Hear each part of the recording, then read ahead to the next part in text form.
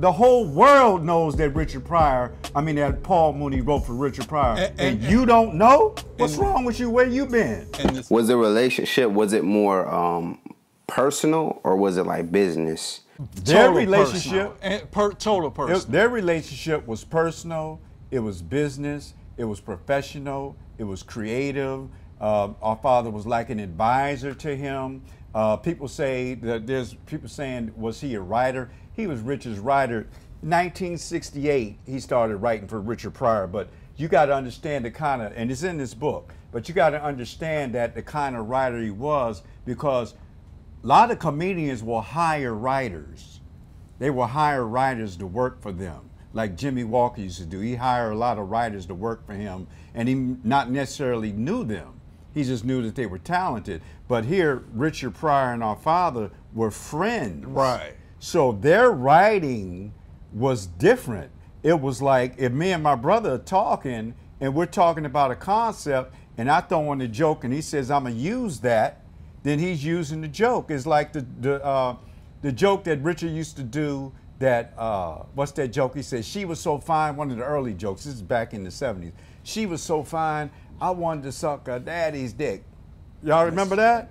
That's the first joke that he used of my father on stage, and that's when he became officially, our father became one of his writers, one of his main writers, if not the main writer. And throughout the years, I mean, they would sit in the car after his show at the Mavericks Flat, which was a club in the hood.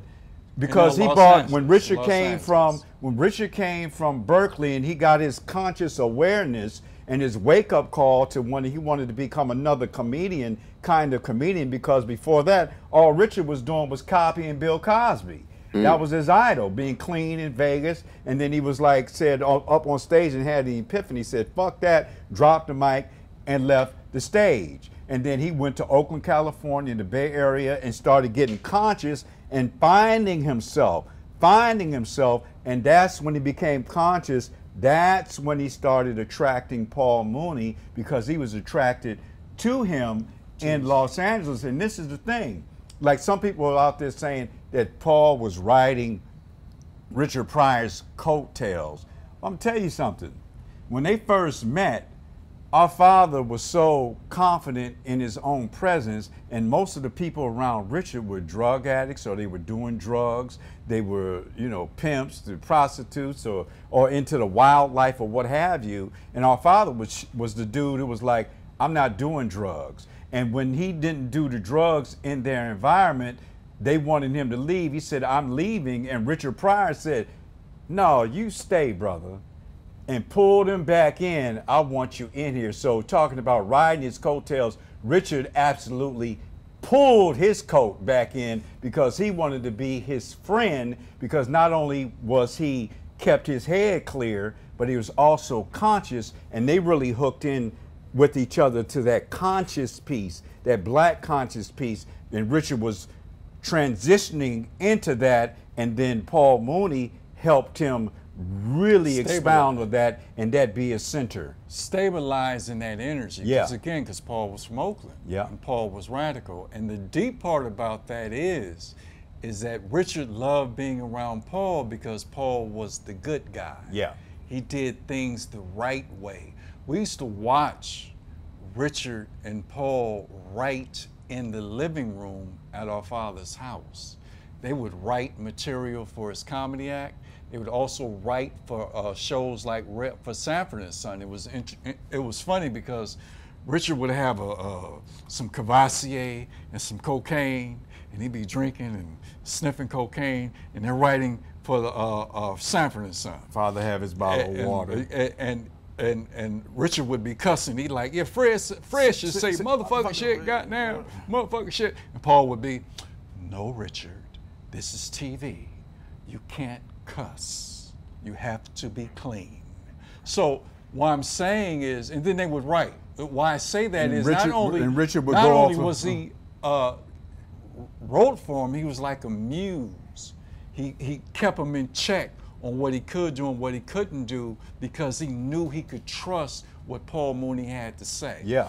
And even with the Richard Pryor show, the 4 or 5 shows that they did, a variety show, it was Paul Mooney who was not only the head writer, he actually also casted all the comedians on the show.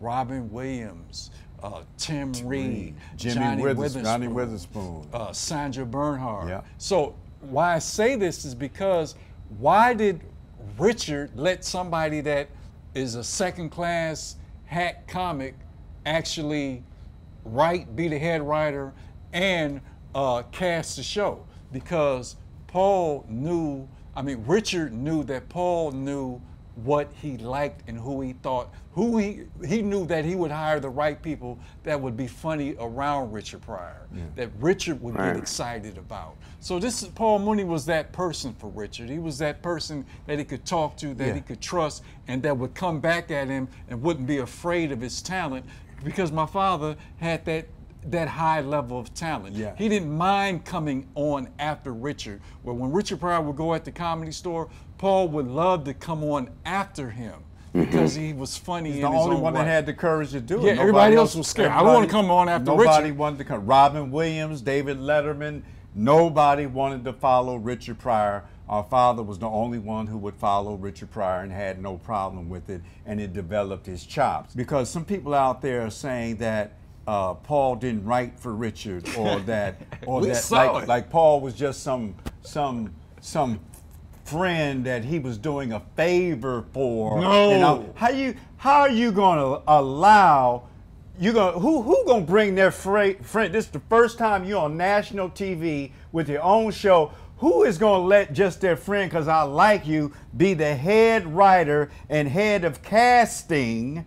Nobody, friend, is going to do that for you, because the only reason he did that, because like Dwayne said, because he knew that Paul could handle that position. In fact, when they were writing and they had the other writers that my father was over, and this is in the book, his words, in the book, and he would say, hey, all of you writers are chumps, because Richard would scare all the writers, right? They were shaking in their boots and they were scared to speak up.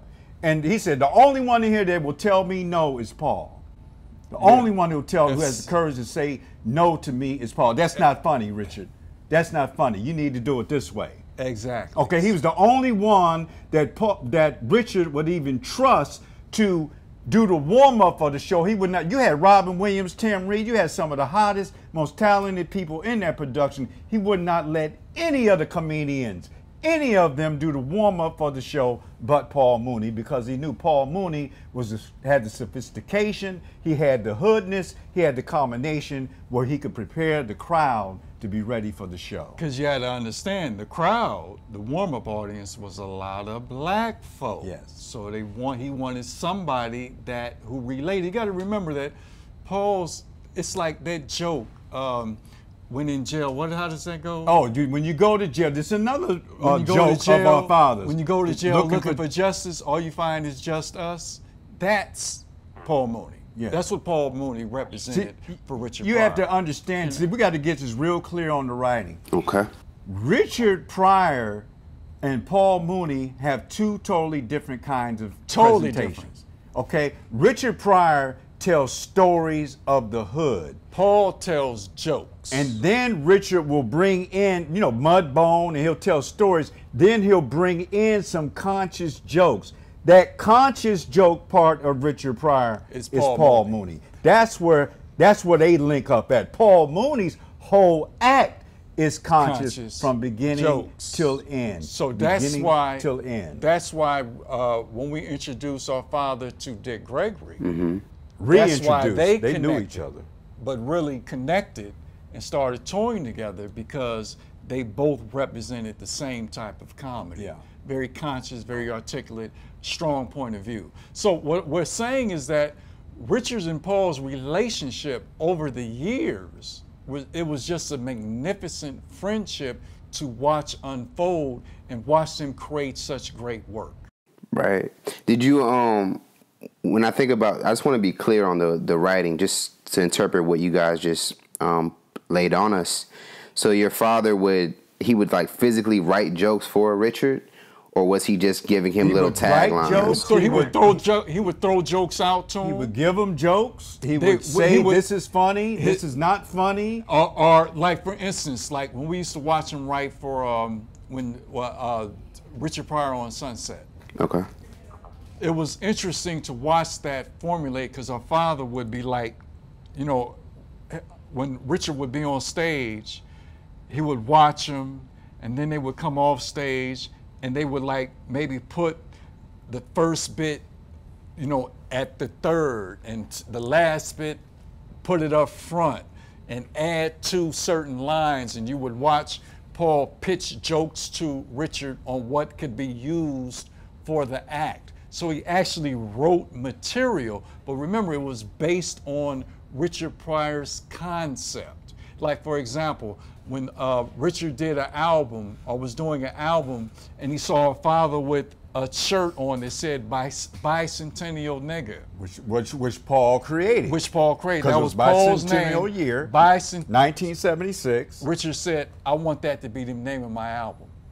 So him being around Paul helped him think in a conscious way. Yeah. Him watching Paul do stand-up helped him think in a conscious way, because when you watch somebody doing conscious comedy and you're trying to pick up on that, you pick up material, you pick up jokes, you pick up concepts. So it was like, it was more personal. It was more personable toward how the interaction happened, how he fed off of Paul Mooney. So you got to realize, did he write joke for joke for joke? Who writes like that for a great comedian? You don't do that. When you write for a great comedian, you find the beats, you find what they're missing, you add, you take away, you say, what's good? Add this joke, this will work better for this at this point. So the writing style was different for somebody who has so much great material and has so many stories. This is an example. Even Dracula was Paul. His whole Dracula piece comes from Paul Mooney. Here's an example. When Pryor was in the hospital after he burned up, right? Yeah. Our father goes in the hospital and he said, watch this, Richard, and lights a match and puts the match up and does like this. Said, what's this, Richard? Richard said, I don't know, what's that? He said, it's you running down the street. Wow. Richard uses that in the act and Live on Sunset. So you tell me what that is. Is that writing for somebody? It's beyond writing. It's writing and beyond. It's creating together. It's being friends and picking up off each other and using what your friend brings to you. The milk and cookies. That's the whole milk and cookies bit. He said, I don't know what to say, because he didn't know, Richard didn't know if he wanted to lie. He didn't know what he wanted. He said, what you do, Richard, just say, I was dipping some. This is when he got on fire. When he caught on fire, because we know it was the freebase, and that came out eventually. But he said, what happened? He said, I was dipping some cookies in the milk, and then it blew up. That came from our father.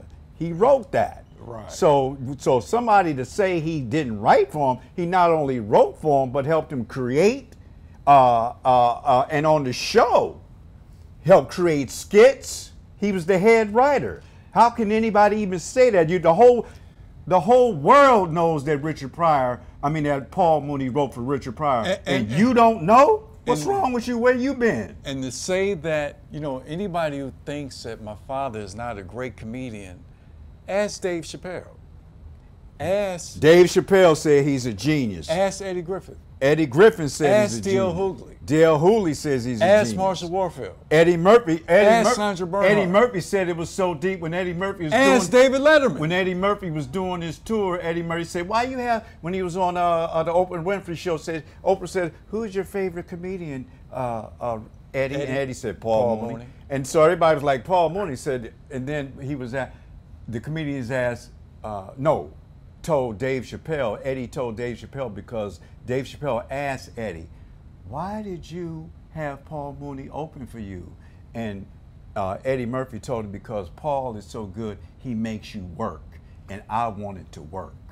So the point is, come on, if Dick Gregory says he's a genius and brilliant comic, if who else?